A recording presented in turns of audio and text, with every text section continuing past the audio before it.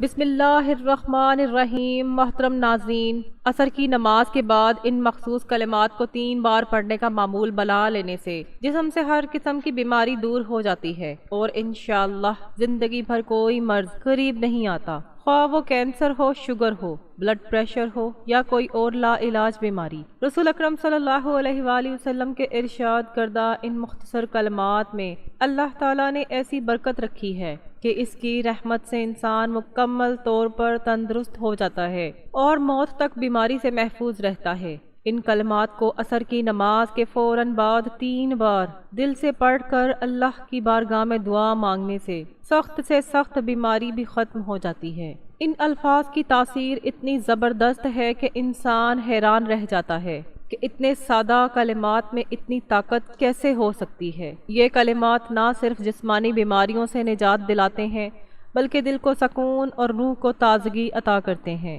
اور انہیں پڑھنے والا اللہ کی شفاعت کا مستحق بنتا ہے، حتیٰ کہ برسوں پرانی بیماری بھی چند دنوں میں ختم ہو جاتی ہے۔ نبی کریم صلی اللہ علیہ وآلہ وسلم نے اپنی زندگی نہایت سادگی سے گزاری۔ آپ کی خوراک انتہائی سادہ تھی اور آپ کے اخلاق و کردار کا اندازہ آپ کے لباس اور گفتگو سے لگایا جا سکتا ہے۔ آپ صلی اللہ علیہ وآلہ وسلم حکمران تھے، مگر عاجزی و انکساری آپ کا زیور تھی۔ حضرت انس رضی اللہ تعالیٰ عنہ فرماتے ہیں کہ آپ کے گھر میں کبھی صبح و شام گوشت اور روٹی کا کھانا ایک ساتھ موجود نہ ہوتا، الہ یہ کہ مہمانوں کی آمد پر آپ صلی اللہ علیہ وآلہ وسلم نے فرمایا، جو اللہ اور آخرت پر ایمان رکھتا ہے اسے مہمان کی عزت کرنی چاہیے۔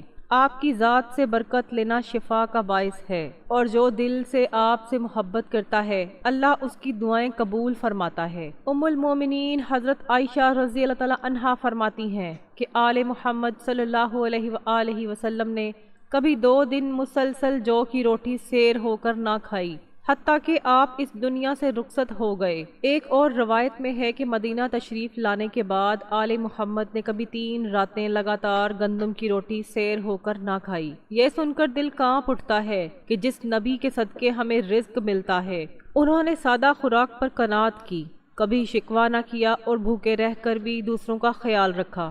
آپ کی سیرت میں صبر، قناعت، برداشت اور عاجزی کا سمندر ہے۔ حضرت عائشہ رضی اللہ تعالیٰ عنہا فرماتی ہیں کہ کئی دن گھر میں چولہا نہ جلتا، اور اگر کچھ ہوتا تو صرف کھجور اور پانی پر گزر ہوتا۔ آپ صلی اللہ علیہ وآلہ وسلم جو کچھ ملتا امت پر لوٹا دیتے، کبھی کسی فقیر یا حاجت مند کو خالی نہ لوٹاتے۔ حضرت جابر رضی اللہ تعالیٰ عنہ فرماتے ہیں کہ آپ سے جب بھی کسی نے مانگا آپ نے کبھی انکار نہ کیا۔ آپ کا اخلاق اتنا بلند تھا کہ سخت دل بھی موم ہو جاتے اور دشمن دیوانے بن جاتے۔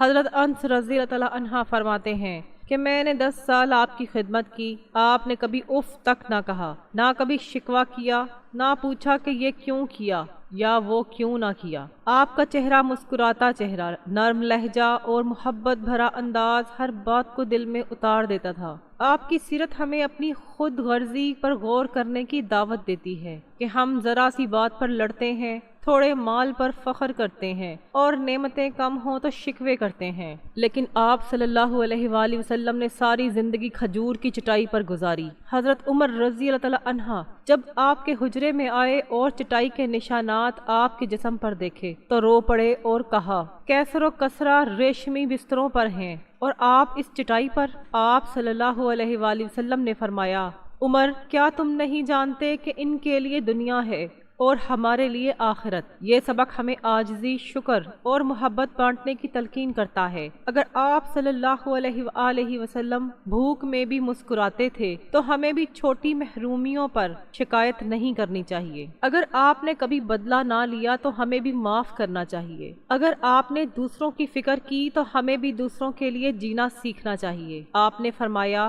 میری دنیا سے کیا نسبت؟ میری مثال اس مسافر کی سی ہے جو درخت کے سائے تلے ٹھہرتا ہے اور پھر چل پڑتا ہے۔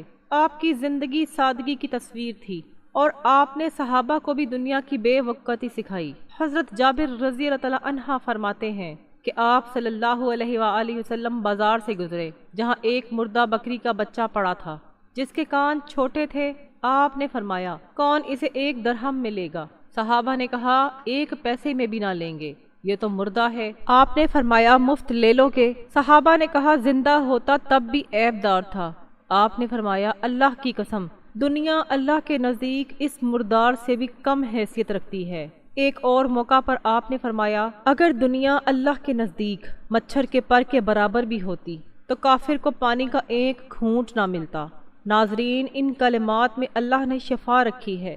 جو شخص لا علاج بیماری سے پریشان ہو وہ ان کلمات کو اپنائے، انشاءاللہ شفا ملے گی۔ وہ کلمات ہیں سبحان اللہ العظیم وبحمدہ لا حول ولا قوۃ الا باللہ العلی العظیم۔ آپ نے انہیں عصر کی نماز کے بعد 3 بار پڑھنا ہے۔ اس سے پہلے اور بعد میں 1 بار درود پاک اور اعوذ باللہ من الشیطان الرجیم اور بسم اللہ الرحمن الرحیم پڑھنا ہے۔ پھر لا الہ الا اللہ کی تسبیح 100 بار مکمل کرنی ہے۔ آخری بار محمد رسول اللہ صلی اللہ علیہ وآلہ وسلم کے ساتھ اور آخر میں دوبارہ درود پاک پڑھنا ہے۔ درود پاک 1 مرتبہ ثواب کی نیت سے میرے ساتھ بھی پڑھ لیجئے۔ اللہم صلی علی محمد وعلی آل محمد کما صلیت علی ابراہیم وعلی آل ابراہیم انک حمید مجید۔ اللہم بارک علی محمد وعلی آل محمد کما بارکت علی ابراہیم وعلی آل ابراہیم انک حمید مجید۔ یہ کلمات پڑھ کر لا الہ الا اللہ کی تسبیح 99 بار پڑھیں اور آخری بار لا الہ الا اللہ محمد رسول اللہ پڑھیں۔ پھر درود پاک دوبارہ پڑھیں۔ یہ عمل بیماریوں سے شفا، رزق میں وسعت، گھر میں خوشحالی، میاں بیوی میں محبت، اولاد کی فرما برداری اور روحانی سکون کا باعث ہے۔ یہ کلمات عام امراض سے لے کر کینسر، دل کی بیماری یا گردوں کی خرابی جیسے لا علاج امراض تک شفا دیتے ہیں۔ اللہ کے فضل سے یہ پڑھنے والے کو صبر اور طاقت ملتی ہے۔ یہ عمل قرضوں سے نجات، کاروبار میں ترقی اور دل کے وسوسوں سے چھٹکارا دیتا ہے۔ دعا ہے کہ اللہ ان کلمات پڑھنے والے کو شفا، رزق، سکون اور جنت نصیب فرمائے، گناہ معاف کرے اور دنیا و آخرت میں کامیابی دے، آمین۔ ناظرین، آپ سے گزارش ہے کہ اللہ کے 99 ناموں میں سے ایک نام کمنٹ سیکشن میں لکھیں۔ اللہ ہم سب کا حامی و ناصر ہو۔ اپنا خیال رکھیں، مسکراتے رہیں اور مجھے دعاؤں میں ضرور یاد رکھیں۔ اگلی ویڈیو میں نئے وظیفے کے ساتھ ملاقات ہوگی۔ اللہ حافظ۔ السلام علیکم ورحمۃ اللہ وبرکاتہ۔